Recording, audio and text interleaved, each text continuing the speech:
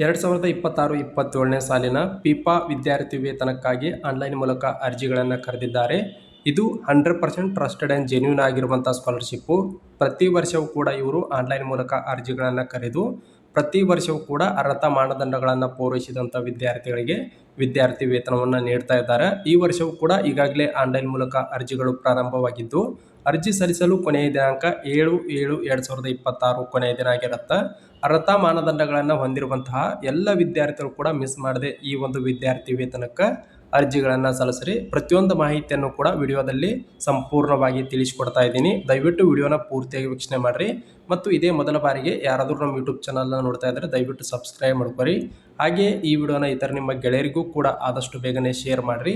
ವಿದ್ಯಾರ್ಥಿ ವೇತನದ ಕುರಿತು ಪ್ರತಿಯೊಂದು ಮಾಹಿತಿಯನ್ನು ನೋಡುವುದಾದ್ರೆ ಇಲ್ಲಿ ಕಾಣ್ತಾ ಇರ್ಬೋದು, ತಮ್ಮೆಲ್ಲರಿಗೂ ಕೂಡ ಪಿಪಾ ಪ್ರಾಯೋಜಿಸಿದೆ ಅಂತೇಳಿ, ಸ್ಕಾಲರ್ಶಿಪ್ಗಳು ಅಂತೇಳಿ ಯಾರು ಅರ್ಜಿಗಳನ್ನು ಸಲ್ಲಿಸಬಹುದು ಅಂತ ನೋಡೋದಾದ್ರೆ, ಭಾರತದ ಯಾವುದೇ ವಿಶ್ವವಿದ್ಯಾಲಯ ಆಗಿರ್ಬೋದು, ಸಂಸ್ಥೆ ಆಗಿರ್ಬೋದು ಅಥವಾ ಕಾಲೇಜಿನಲ್ಲಿ ಕಲೆ, ವಾಣಿಜ್ಯ, ವಿಜ್ಞಾನ, ಇಂಜಿನಿಯರಿಂಗ್ ಮತ್ತು ಇತರ ತಾಂತ್ರಿಕ ಅಥವಾ ವೃತ್ತಿಪರ ವಿಭಾಗಗಳಲ್ಲಿ ಪದವಿ ಪೂರ್ವ ಅಧ್ಯಯನವನ್ನು ಮುಂದುವರಿಸಲು 2026-27ನೇ ಸಾಲಿಗೆ ಟಾಟಾ ಮತ್ತು ಇತರ ದಾನಿಗಳು ಪ್ರಾಯೋಜಿಸಿದ ವಿದ್ಯಾರ್ಥಿ ವೇತನಕ್ಕಾಗಿ ಪಿಪಾ ಅರ್ಜಿಗಳನ್ನು ಆಹ್ವಾನಿಸುತ್ತದೆ ಅಂತ ಹೇಳಿದ್ದಾರೆ. ನೀವು ಯಾವುದೇ ಕಾಲೇಜುಗಳಲ್ಲಿ ಅಥವಾ ಯಾವುದೇ ಸಂಸ್ಥೆಗಳಲ್ಲಿ ಆರ್ಟ್ಸ್ ಆಗಿರ್ಬೋದು, ಕಾಮರ್ಸ್ ಆಗಿರ್ಬೋದು, ಸೈನ್ಸ್ ಆಗಿರ್ಬೋದು, ಇಂಜಿನಿಯರಿಂಗ್ ಆಗಿರ್ಬೋದು, ಇತರೆ ಪ್ರೊಫೆಷ್ನಲ್ ಕೋರ್ಸ್ಗಳಾಗಿರ್ಬೋದು ಅಥವಾ ಇತರೆ PG ಕೋರ್ಸ್ಗಳನ್ನು ಓದುತ್ತಿರುವಂತಹ ವಿದ್ಯಾರ್ಥಿಗಳು ಕೂಡ ಅರ್ಜಿಗಳನ್ನು ಸಲ್ಲಿಸಬಹುದಾಗಿರುತ್ತೆ. ಇನ್ನು ಅರ್ಹತಾ ಮಾನದಂಡಗಳ ಬಗ್ಗೆ ಮಾಹಿತಿಯನ್ನು ನೋಡುವುದಾದ್ರೆ, ಭಾರತದಲ್ಲಿ ಮಾನ್ಯತೆ ಪಡೆದ ಮಾಧ್ಯಮಿಕ ಶಿಕ್ಷಣ ಮಂಡಳಿಯಿಂದ 12ನೇ ತರಗತಿಯಲ್ಲಿ ಉತ್ತೀರ್ಣರಾದ ವಿದ್ಯಾರ್ಥಿಗಳು ಅಥವಾ ನೋಂದಣಿಯಲ್ಲಿರುವ ಮೊದಲ ವರ್ಷದ ಪದವಿ ಪೂರ್ವ ವಿದ್ಯಾರ್ಥಿಗಳು ಅರ್ಜಿಗಳನ್ನು ಸಲ್ಲಿಸಬಹುದಾಗಿರುತ್ತಾ ಅಂತ ಹೇಳಿದ್ದಾರೆ. ಅಂದರೆ ಈಗಾಗಲೇ 12ನೇ ತರಗತಿಯನ್ನು ಪೂರ್ಣಗೊಳಿಸಿದಂಥ ವಿದ್ಯಾರ್ಥಿಗಳು ಜೊತೆಗೆ ಈ ವರ್ಷ ಪ್ರಥಮ PUC ಓದುತ್ತಿರುವಂತಹ ಪದವಿ ಪೂರ್ವ ಕೋರ್ಸನ್ನು ಓದುತ್ತಿರುವಂತಹ ವಿದ್ಯಾರ್ಥಿಗಳು ಅರ್ಜಿಗಳನ್ನು ಸಲ್ಲಿಸಬಹುದಾಗಿರುತ್ತೆ. ಜೊತೆಗೆ ಸಾಮಾಜಿಕವಾಗಿ ಮತ್ತು ಆರ್ಥಿಕವಾಗಿ ಹಿಂದುಳಿದ ವರ್ಗಗಳಿಗೆ ಸೇರಿದಂಥ ವಿದ್ಯಾರ್ಥಿಗಳು ಕೂಡ ಈ ಒಂದು ವಿದ್ಯಾರ್ಥಿ ವೇತನದ ಪ್ರಯೋಜನವನ್ನು ಪಡ್ಕೋಬಹುದು. ಅಂತಹ ವಿದ್ಯಾರ್ಥಿಗಳಿಗೆ ಹೆಚ್ಚಿನ ಆದ್ಯತೆಯನ್ನು ಕೊಡ್ತಾ ಇದ್ದಾರೆ. ಇಲ್ಲಿ SC, ST, OBC, BPL ವರ್ಗದ ವಿದ್ಯಾರ್ಥಿಗಳಿಗೆ ಹೆಚ್ಚಿನ ಆದ್ಯತೆಯನ್ನು ಕೊಡ್ತಾ ಇದ್ದಾರೆ. ಇದರ ಜೊತೆಗೆ ಸಾಮಾನ್ಯ ವರ್ಗದ ವಿದ್ಯಾರ್ಥಿಗಳಿಗೂ ಕೂಡ ಈ ಒಂದು ವಿದ್ಯಾರ್ಥಿ ವೇತನಕ್ಕೆ ಅರ್ಜಿ ಸಲ್ಲಿಸಲು ಅವಕಾಶವನ್ನು ಕೊಟ್ಟಿದ್ದಾರೆ. ನೀವೇನಾದರೂ ಸಾಮಾನ್ಯ ವರ್ಗದ ವಿದ್ಯಾರ್ಥಿಗಳಾಗಿದ್ದರೆ ಅಂದರೆ ವಿಶೇಷವಾಗಿ ಹೈಯರ್ ಸೆಕೆಂಡರಿ ಪರೀಕ್ಷೆಯಲ್ಲಿ ಅಂದರೆ 12ನೇ ತರಗತಿ ಪರೀಕ್ಷೆಯಲ್ಲಿ 90%ಕ್ಕಿಂತ ಹೆಚ್ಚಿನ ಅಂಕಗಳನ್ನು ಗಳಿಸಿರಬೇಕಾಗತ್ತೆ. ಅಂತಹ ವಿದ್ಯಾರ್ಥಿಗಳು ಮಾತ್ರ ಸಾಮಾನ್ಯ ವರ್ಗದ ವಿದ್ಯಾರ್ಥಿಗಳು ಅರ್ಜಿಗಳನ್ನು ಸಲ್ಲಿಸಬಹುದು.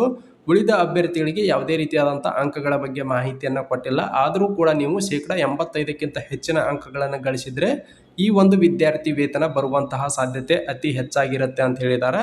ಇನ್ನು ಅಂಕಗಳ ಪಡೆದ ಮತ್ತು ಅಥವಾ ದೇಶದ ಅತ್ಯುತ್ತಮ ಸಂಸ್ಥೆಗಳಲ್ಲಿ ಪ್ರವೇಶ ಪಡೆಯಲು ಸಾಧ್ಯವಾಗದ ವಿದ್ಯಾರ್ಥಿಗಳಿಗೆ ನಾವು ಕೆಲವು ಅಗತ್ಯ ಮತ್ತು ಅರ್ಹತೆ ಆಧಾರಿತ ಹಣಕಾಸಿನ ಅನುದಾನಗಳನ್ನು ಹೊಂದಿದ್ದೇವೆ ಅಂತ ಹೇಳಿದ್ದಾರೆ. ಅಂದರೆ ನೀವೇನಾದರೂ ಹೆಚ್ಚಿನ ಅಂಕಗಳನ್ನು ಗಳಿಸಿ ಅತ್ಯುತ್ತಮ ಸಂಸ್ಥೆಗಳಲ್ಲಿ ಏನಾದರೂ ಪ್ರವೇಶವನ್ನು ಪಡೆಯಲು ಸಾಧ್ಯವಾಗಲಿಲ್ಲ ಅಂದ್ರೆ ಹಣಕಾಸಿನ ತೊಂದರೆಯಿಂದ ನಿಮ್ಮ ಅರ್ಹತೆಗಳಿಗೆ ಅನುಗುಣವಾಗಿ ನಿಮಗೆ ವಿದ್ಯಾರ್ಥಿ ವೇತನವನ್ನು ನೀಡ್ತೀವಿ ಅಂತ ಕೂಡ ಅವರು ಮಾಹಿತಿಯನ್ನು ಕೊಟ್ಟಿದ್ದಾರೆ. ಇನ್ನು ಎಷ್ಟು ವಿದ್ಯಾರ್ಥಿ ವೇತನವನ್ನು ನೀಡ್ತಾ ಇದ್ದಾರೆ ಅಂದರೆ ಎಷ್ಟು ಜನಕ್ಕೆ ವಿದ್ಯಾರ್ಥಿ ವೇತನವನ್ನು ನೀಡ್ತಾ ಇದ್ದಾರೆ ಅಂತ ನೋಡೋದಂದ್ರೆ, ಒಟ್ಟು ದೇಶಾದ್ಯಂತ 30 ವಿದ್ಯಾರ್ಥಿಗಳಿಗೆ ಇವರು ವಿದ್ಯಾರ್ಥಿ ವೇತನದ ಪ್ರಯೋಜನವನ್ನು ನೀಡ್ತಾ ಇದ್ದಾರೆ. ಕೆಲವೊಂದಿಷ್ಟು ವಿದ್ಯಾರ್ಥಿಗಳು ಅನ್ಕೊಳ್ಬೋದು, ಕೇವಲ 30 ವಿದ್ಯಾರ್ಥಿಗಳಿಗೆ ಮಾತ್ರ ನೀಡ್ತಾ ಇದ್ದಾರೆ ಏನ್ರಿ ಅಂತೇಳಿ. ಹೌದು, ಪ್ರತಿ ವರ್ಷವೂ 50 ಅಥವಾ 30 ಇಷ್ಟು ವಿದ್ಯಾರ್ಥಿಗಳಿಗೆ ಮಾತ್ರ ವಿದ್ಯಾರ್ಥಿ ವೇತನದ ಪ್ರಯೋಜನವನ್ನು ನೀಡ್ತಾ ಇದ್ದಾರೆ. ನೀವು ಏನಾದರೂ ಅರ್ಹತಾ ಮಾನದಂಡಗಳನ್ನು ಪೂರೈಸಿದ್ರೆ ಅಂದ್ರೆ ನೀವು ಆ 30 ವಿದ್ಯಾರ್ಥಿಗಳಲ್ಲಿ ನೀವು ಕೂಡ ಒಬ್ಬರಾಗಿರ್ಬೋದು. ಆದ್ದರಿಂದ ಮಿಸ್ ಮಾಡದೆ ಅರ್ಜಿಗಳನ್ನು ಸಲ್ಲಿಸ್ರಿ, ಯಾರು ಕೂಡ ನೆಗ್ಲೆಕ್ಟ್ ಮಾಡ್ಕೋಬೇಡ್ರಿ. ಇನ್ನು ಹಣಕಾಸಿನ ನೆರವು ಅಂತೇಳಿ ನಮ್ಮ ಮಾನದಂಡಗಳ ಪ್ರಕಾರ ಬೋಧನಾ ಶುಲ್ಕ, ನಿರ್ವಹಣಾ ಭತ್ಯೆ ಅಥವಾ ಹಾಸ್ಟೆಲ್ ಮತ್ತು ಊಟದ ಶುಲ್ಕಗಳನ್ನು ಕೂಡ ನೀಡ್ತಾ ಇದ್ದಾರೆ. ಅಂದರೆ ನಿಮ್ಮ ಕಾಲೇಜಿನ ಫೀಸ್ ಮಾತ್ರ ನೀಡುವುದಲ್ಲದ ನೀವೇನಾದರೂ ಹಾಸ್ಟೆಲ್ ಮತ್ತು ಫುಡ್ ರಿಕಮೆಂಡೇಶನ್ ಅಂದರೆ ಊಟದ ಏನಾದರೂ ಶುಲ್ಕವನ್ನು ಫೀಸನ್ನು ತುಂಬ್ತಾ ಇದ್ರೆ ಅದರ ಫೀಸನ್ನು ಕೂಡ ನಿಮ್ಗೆ ನೀಡ್ತಾ ಇದ್ದಾರೆ. ಇನ್ನು ಯಾವ ರೀತಿಯಾಗಿ ಅರ್ಜಿ ಸಲ್ಲಿಸೋದಂತ ನೋಡೋದಾದ್ರೆ ಅವ್ರದ್ದೇ www.pipaindia.org ಅಂತೇಳಿ ಅಧಿಕೃತವಾದಂಥ ವೆಬ್ಸೈಟ್ ಐತಿ. ಆ ವೆಬ್ಸೈಟ್ ಲಿಂಕನ್ನು ಇದೇ ವಿಡಿಯೋ ಕೊಡ್ತೀನಿ ನಾನು. ಅಲ್ಲಿಂದ ನೇರವಾಗಿ ಕ್ಲಿಕ್ ಮಾಡ್ಕೊಂಡು ಅರ್ಜಿಗಳನ್ನು ಸಲ್ಲಿಸ್ರಿ. ಈಗಾಗಲೇ ಹೇಳಿದ ಹಾಗೆ ಅರ್ಜಿ ಸಲ್ಲಿಸಲು ಕೊನೆಯ ದಿನಾಂಕ ಜುಲೈ 7, 2026 ಕೊನೆಯ ದಿನ ಆಗಿರುತ್ತೆ. ಇದಕ್ಕೆ ಯಾವ ರೀತಿಯಾಗಿ ಅರ್ಜಿ ಸಲ್ಲಿಸೋದು ಅಂತೇಳಿ ಮುಂದಿನ ಒಂದು ವಿಡಿಯೋದಲ್ಲಿ ಸ್ಟೆಪ್ ಬೈ ಸ್ಟೆಪ್ ನಾನು ನಿಮ್ಗೆ ತಿಳಿಸ್ಕೊಡ್ತೀನಿ. ಮೊಬೈಲ್ ಮೂಲಕ ಯಾವ ರೀತಿಯಾಗಿ ಅರ್ಜಿ ಸಲ್ಲಿಸೋದು ಅಂತೇಳಿ ಆದ್ರಿಂದ ಅಲ್ಲಿಯವರೆಗೂ ಕೂಡ ವೇಟ್ ಮಾಡಿರಿ. ಒಂದು ವೇಳೆ ನಿಮ್ಗೆ ಅರ್ಜಿ ಸಲ್ಲಿಸಕ್ಕೆ ಬರ್ತಿತ್ತಂದ್ರೆ ಅರ್ಜಿಗಳನ್ನು ಸಲ್ಲಿಸ್ರಿ. ಯಾರು ಕೂಡ ಸೈಬರ್ ಕೆಫೆಗಳಿಗೆ ಹೋಗಿ ಸ್ಕಾಲರ್ಶಿಪ್ಗಳಿಗೆ ಅಪ್ಲಿಕೇಶನ್ಗಳನ್ನು ಹಾಕಬೇಡ್ರಿ. ನಿಮ್ಮ ಮೊಬೈಲ್ ಮೂಲಕವೇ ಅತಿ ಸರಳವಾಗಿ ಅರ್ಜಿ ಸಲ್ಲಿಸೋಕೆ ಬರ್ತೈತಿ.